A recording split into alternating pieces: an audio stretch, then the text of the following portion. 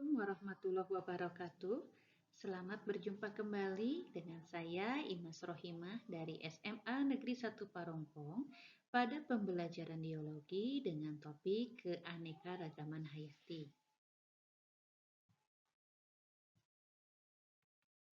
Keanekaragaman hayati atau dikenal juga dengan istilah biodiversitas merupakan variasi atau keberagaman yang terjadi pada makhluk hidup baik mikroorganisme maupun makroorganisme. Berikut topik-topik yang akan dipelajari pada keanekaragaman hayati.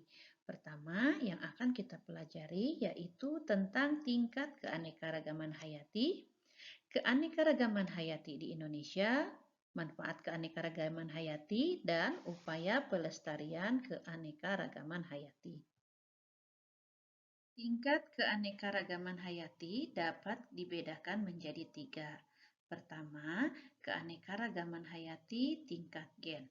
Keanekaragaman hayati tingkat gen terjadi pada individu-individu yang dalam satu spesies yang sama. Hal tersebut disebabkan adanya variasi secara genetik yang terdapat pada individu-individu dalam satu spesies yang sama.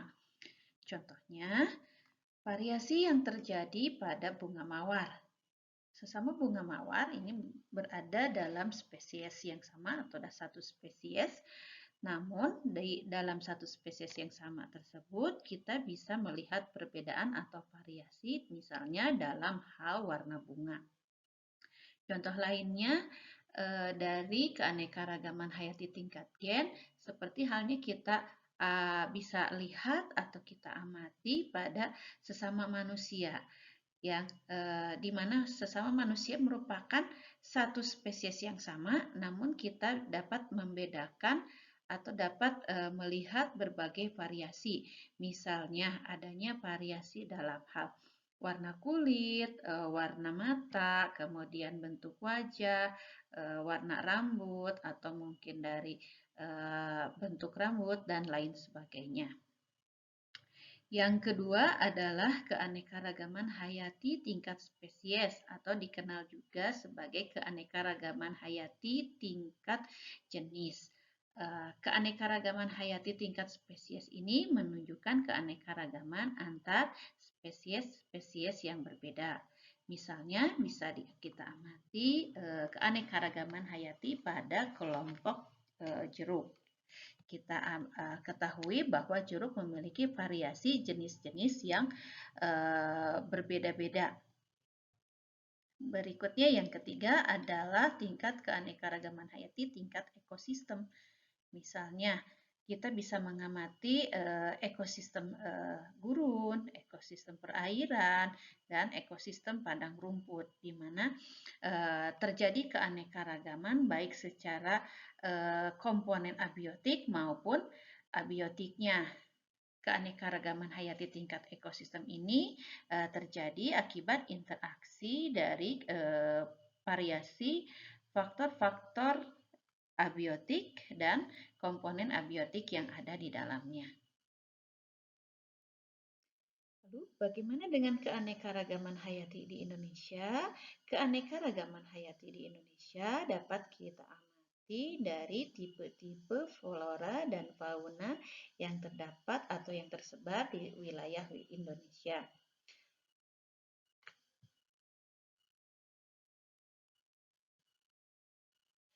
Berikut peta persebaran tipe-tipe fauna yang terdapat di Indonesia. Nah, berdasarkan peta persebaran tersebut, kita bisa melihat bahwa di Indonesia memiliki keanekaragaman hayati pada faunanya atau pada hewan-hewan yang memiliki tiga jenis atau 3 tipe. Yang pertama ada kelompok fauna asiatis yang tersebar di wilayah Sumatera, Jawa, dan Kalimantan. Pada tipe fauna asiatis ini memiliki karakteristik sama halnya seperti hewan-hewan yang terdapat di benua Asia. Adapun karakteristik hewan-hewan atau fauna asiatis ini didominasi oleh kelompok mamalia yang berukuran besar. Kemudian tipe lainnya yaitu tipe fauna peralihan, di mana hewan-hewan yang tersebar di wilayah Sulawesi, kemudian Nusa Tenggara, ini memiliki karakteristik yang menjadi ciri khas khusus di Indonesia atau dikenal juga sebagai beberapa hewan endemik. Contohnya misalnya adanya komodo di Pulau Komodo. Sebagai atau sesuai dengan nama kelompoknya atau nama tipenya, fauna peralihan ini memiliki karakteristik peralihan antara fauna asiatis dan fauna australis. Kemudian yang ketiga adalah tipe fauna australis, karena disebut australis ini karena memiliki karakteristik yang mirip dengan hewan-hewan yang ditemukan di benua Australia, yakni memiliki karakteristik seperti adanya hewan-hewan yang berkantung, contohnya kanguru, walabi, kemudian terdapat burung-burung dengan corak atau warna-warna yang eksotis.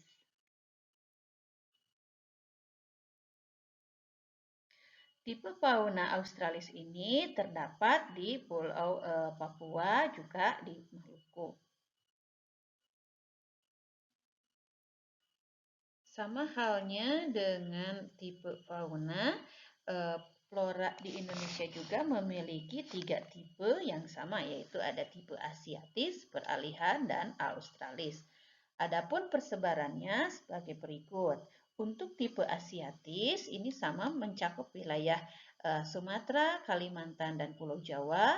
Tipe peralihan berada di Sulawesi, kemudian Nusa Tenggara. Sedangkan tipe australis ini ada di Maluku dan Papua.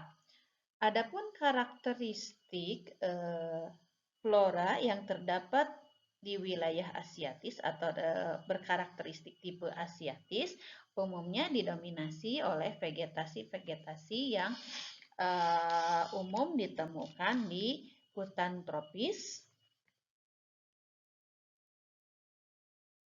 Misalnya jenis kayu meranti, damar, berbagai jenis anggrek, lumut, jamur, kemudian paku-pakuan, serta tanaman mangrove yang berada di sekitar pantai. Selain itu, ditemukan pula tanaman lainnya seperti jati, kemudian flora sabana tropis seperti rerumputan, kemudian beberapa flora pegunungan seperti pinus dan cemara.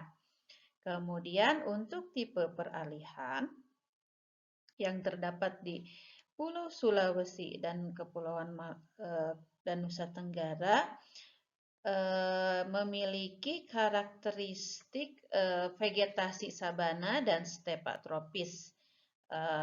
Umumnya ditemukan berbagai jenis rempah-rempah, misalnya cengkeh, kayu manis, pala, lontar, dan lain sebagainya. Sedangkan untuk tipe flora australis yang tersebar di Maluku dan Papua, ini masih dipengaruhi oleh iklim hujan tropis, namun lebih banyak dipengaruhi oleh corak wilayah Australia dengan ciri khas pepohonan berupa kayu putih. Kemudian ditemukan pula vegetasi pegunungan dan pantai seperti tumbuhan pinus dan tumbuhan bakau. Keanekaragaman hayati merupakan kekayaan yang tak ternilai harganya. Selain memberikan manfaat secara ekologis, adanya keanekaragaman hayati juga memberikan manfaat secara langsung bagi kesejahteraan hidup manusia. Berikut beberapa manfaat dari keanekaragaman hayati selain menunjang bidang ekologis.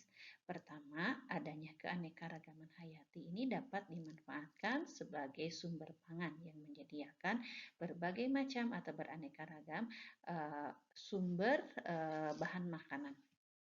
Berikutnya sebagai sumber sandang.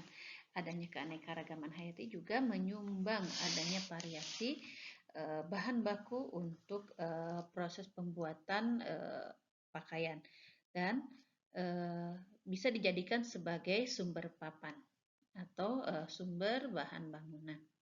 Selain itu juga keanekaragaman hayati sangat dimanfaatkan di bidang farmasi sebagai bahan baku untuk proses pembuatan obat-obatan juga kosmetik. Kemudian keanekaragaman hayati juga menjadi sarana rekreasi, yaitu sarana rekreasi secara individu maupun sebagai tujuan wisata. Secara individu misalnya dalam bentuk pemeliharaan hewan atau tumbuhan tertentu. Di samping itu juga dimanfaatkan adanya keanekaragaman hayati ini sebagai daya tarik yang menjadi tujuan berwisata. Selain itu juga dimanfaatkan di bidang edukasi untuk memberikan pendidikan mengenai makhluk hidup, juga dimanfaatkan juga untuk penelitian-penelitian yang akan menunjang perkembangan ilmu pengetahuan. Selain itu juga adanya keanekaragaman hayati ini menunjang dalam aspek budaya dan religi, di mana adanya keanekaragaman hayati tertentu ini akan menunjang kelangsungan atau prosesi-prosesi yang terkait dengan budaya dan religi tertentu. Sebagaimana kita ketahui bahwa keanekaragaman hayati itu memiliki sejumlah manfaat yang dapat digunakan untuk kesejahteraan hidup manusia. Namun dalam pelaksanaannya, dalam rangka pemanfaatan untuk menunjang kesejahteraan manusia, terdapat beberapa tindakan atau usaha-usaha eksploitasi dari keanekaragaman hayati yang menyebabkan punahnya atau berkurangnya jenis baik itu tumbuhan maupun hewan yang pada akhirnya akan menurunkan tingkat keanekaragaman hayati. Oleh sebab itu, dalam rangka menunjang kelestarian keanekaragaman hayati, maka diperlukan upaya-upaya untuk melestarikannya.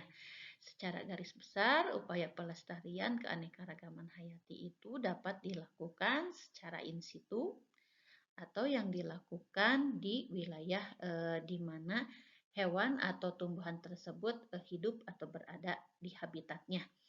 Kemudian bisa juga dilakukan secara ex situ, yaitu pelestarian hewan ataupun tumbuhan di luar habitat aslinya, dan juga adanya pemanfaatan dari bioteknologi untuk membantu upaya pelestarian yang dilakukan, meskipun diketahui juga bahwa adanya perkembangan dari bioteknologi juga satu sisi dapat mengancam keanekaragaman hayati, tapi satu sisi lain juga dapat dimanfaatkan sebagai salah satu bagian atau sebagai salah satu upaya yang dapat dikembangkan untuk mendukung upaya pelestarian keanekaragaman hayati. Nah, upaya pelestarian secara in situ atau pelestarian yang dilakukan di habitat aslinya, misalnya dengan adanya cagar alam, suaka marga satwa atau taman nasional. Kemudian secara ex situ yaitu pelestarian yang dilakukan di luar habitat aslinya, misalnya dengan adanya kebun koleksi, kebun raya, misalnya kebun raya yang ada di Bogor, kemudian adanya kebun binatang, kemudian adanya taman safari dan lain sebagainya. Nah, untuk bioteknologi, nah ini biasanya salah satunya bisa diambil dari pemanfaatan bioteknologi dalam rekayasa reproduksi, khususnya untuk merekayasa reproduksi tumbuhan atau hewan yang dalam kondisi langka atau terancam punah. Dengan adanya rekayasa reproduksi ini diharapkan makhluk hidup yang terancam punah atau langka tersebut dapat direproduksi atau dikembangbiakan lebih banyak lagi. Misalnya pada tumbuhan itu dapat dilakukan dengan teknik kultur jaringan. Misalnya kemudian pada hewan bisa dilakukan misalkan dengan adanya inseminasi buatan. Demikian paparan materi kali ini. Semoga bermanfaat. Terima kasih atas perhatiannya. Sampai jumpa pada video materi berikutnya. Wassalamualaikum warahmatullahi wabarakatuh.